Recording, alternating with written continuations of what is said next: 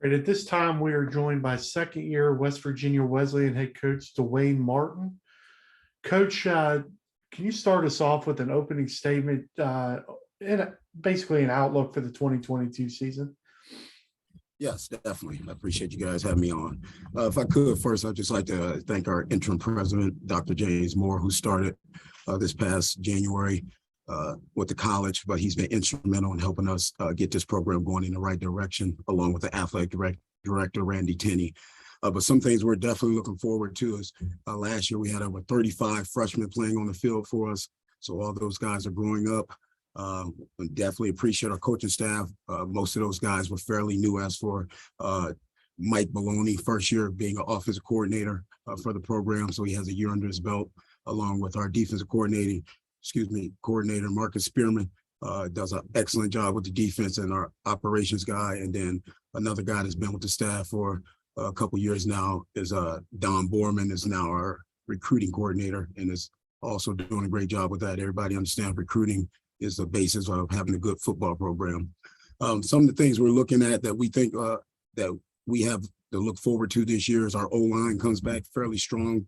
A lot of guys played that are returning. Trey Milam leads that group, being an all-conference mentioned guy, second team, along with some of our other guys that's played, Jake Fallon, David Robinson, Nate Breaker, and Trey Cameron are some of the guys that will come back and help us, along with DJ Owens, who played a little bit last year. Another guy we have, Josh Cohen, there's a guy that hasn't played for us in a couple of years, but we think we can have big things from him. Obviously, with our quarterbacks, we had two guys that played last year, Nate Payne, along with Jameer Boyd, are two guys that competing each day for that starting position. Right now, our quarterback position is wide open, but both of those guys have the caliber of what we need that they can take this program in the right direction. Offensive wise, we're going to lean, like I said, on our O-line, along with a running back returning for us, Tomlinson. JT Tomlinson is a big guy that we think can carry the load for us. And then we got a guy, Derek Jackson, who played as well last year, the running back spot, that we're looking for big things as well. We're a little bit young in the receiver area, but we know we have Cooper coming back that can help us, a young guy, Devin Washington, that we're expecting big things from, and then a returner for us at the receiver spot, as well as a punt returner, CJ Washington, that we feel like can help us in that area. When we look at some of the defensive areas, we feel like our linebacker core probably coming back will be our stronger area. We have DeAndre Logan, who's coming back with an honorable mention, all-conference guy. Renard Matthews will be a senior for us, a guy that we expect big things from. Then another guy in that linebacker area is DeQuandre Edwards. We call him Q Edwards. That also a guy we think can help us this year in the linebacker area. We do have some key guys when it comes to the D-line. That's the area we have to stay healthy. We're not as deep as we would like to be, but Amir Franklin Branch is a big run stopper guy for us, along with Tim Welsh, who injured himself last year with a labrum as a true freshman, will be back. We have Chris Taylor, who's a DN for us that, we feel like will be a good pass rusher. Then a guy, Keelan Sumler, who didn't play last year, but he's back with the program now. We expect some big things from him as well. Secondary, we are very young, but we have a lot of experience, meaning guys haven't played a lot on the college level, but they've been with the program for a couple of years. Jalen Fant, Cameron Lomax, freshman last year was Derek Smith, who played free safety for us, is returning. Donnie Woods is a corner. I feel like he's a special kid that can do some things. We had Keon Brown, was actually a walk-on guy for us, who has proven that he can play college football at a high level. And then obviously we have some young guys behind that we think can help us. In special teams, we had Cade Rohrbaugh, who's a quarterback for us, but is an excellent long snapper. That's one key thing that I learned as a coach that you can't live without. We had Liam Depp returning as a specialist, and then we have Cameron Siati, who's coming from Lackawanna College, that we expect a lot of as a kicker as well. Anyone with questions, please use the raise hand function. Jonathan, go ahead. Yeah, Coach, you have a pair of all-conference players returning in 2022, including linebacker DeAndre Logan and offensive lineman Trey Milam. Can you talk a little bit about their leadership on the offense and defensive side of the ball? Yeah, well, I'll start off with the offense with Trey Milam. One thing, first off, I played here with his dad, but he is an excellent character person. He does everything you ask. We've had a lot of conditioning tests that we've done during camp thus far. He's made every one and show that a lineman, he probably could be some of our box guys when it comes to running those things. He has put himself in the tip-top shape that it takes to be an all-conference player as well as being a leader. Trey's not a very vocal guy, but he says what he has to say when he needs to, and the guys look to him because he does all the little things off the field correctly that he's showing, emulating to the guys what they should do on that end. When it comes to DeAndre Logan, originally when he came here, he started as a safety with me, so I got to work with him for a couple of years. One thing about him, another guy, same like Trey, coming into camp, he was in tip-top shape, made every conditioning test. He's a vocal leader on the field. You can see him transitioning from a freshman to a senior and understanding what it takes to lead a team. He definitely by far shows that characteristic of being a captain on the team. Go ahead, Martin. Coach Martin, in your opening statement, you talked about the returning linemen, both from the offensive side and the defensive side. How valuable is it having a lot of experience in the interior linemen when you're game planning for an opponent and you're looking at matchups when you have that experience and that depth in the lineman position? Well, anybody that coaches knows it's crucial to have veterans, what we call in the trenches there. Once again, that's the area where, if at all possible, you like to redshirt those guys so they get bigger, faster, stronger, understand the game. I think on the offensive side is really one of our stronger suits. Them guys have been together for years, some guys for 2 years.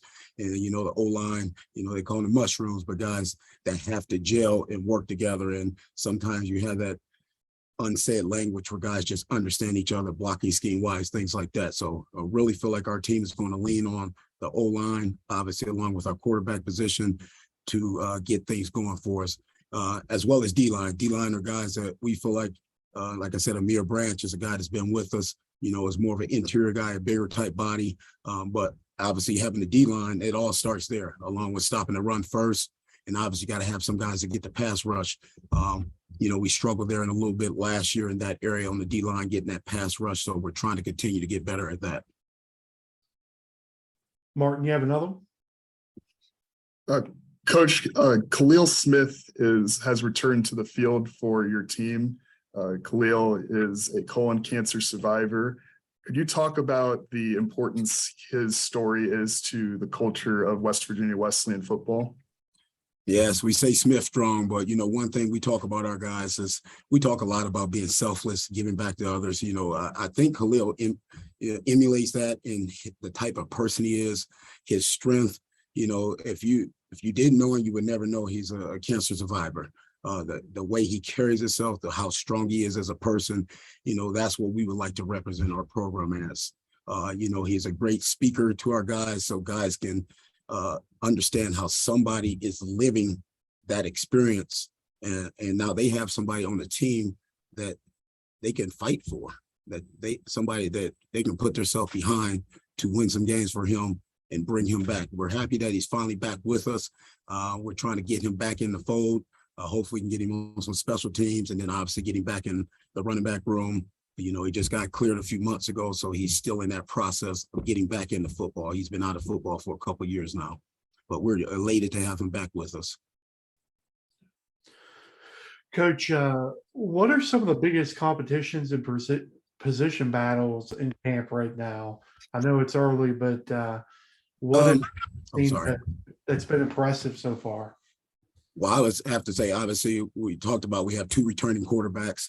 How they're both different in their personalities, but they're both excellent leaders. I think that's the number one competition going on right now to see who will win that starting position. Nate Payne is a little more of a rah-rah type guy, a vocal guy, to where Jameer Boyd is a little more laid back, but they both know how to turn it up when they need to. I think for us, that's the number one area. Some other areas in secondary, we're very young there, but I think we have done a great job of recruiting. So now we have a lot more competition for guys getting on the field. We're definitely still a year away. We'll still have a lot of young guys on the field this year, but the goal is eventually to redshirt those guys so they can grow up as men. Jonathan, you have one more? Yeah, Coach, entering year 2, talk a little bit about the transition so far from an assistant coach to being the head coach of the Bobcats. Well, yes, last year I got hired July 7th, so everything was a big scramble. Obviously I elevated some coaches, but we still had to get a coaching staff together. This past spring, we had the same coaching staff as here with the fall. So that was a good transition. For me, it was just learning the ropes. I mean, I've been doing football for a long time. So I've learned from a lot of people along the way what needs to be done, but actually being in that seat and doing it. Last year, obviously, was a little bit of scramble for me. This year, having a spring ball, getting our guys to understand the expectations, I feel like is the number one thing. And that's what I've noticed the most in camp. Our guys understand what we're looking for and what needs to be done. We all know as coaches, if we can get our older guys to become veteran coaches, so to speak, now those guys help us out with some of the young guys, get them in line, helping them understand the expectations. So to me, that was the number one thing, is setting expectations with the team. Another big thing is just retention. I feel like we've done a much better job of keeping our guys around. In order right now, dealing with our scholarship model, we have to keep our guys around for the junior, senior year at this moment for us to be successful. And I think our guys are buying into that and understanding what it takes to win games. Now we just have to try to get that showing up on the football field. Any other questions? All right, Coach, we appreciate your time this afternoon. Good luck this season. All right. Thank you very much. You guys have a great day.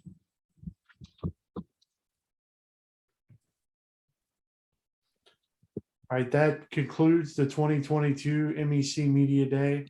Thank everyone for joining us today, and have a great afternoon.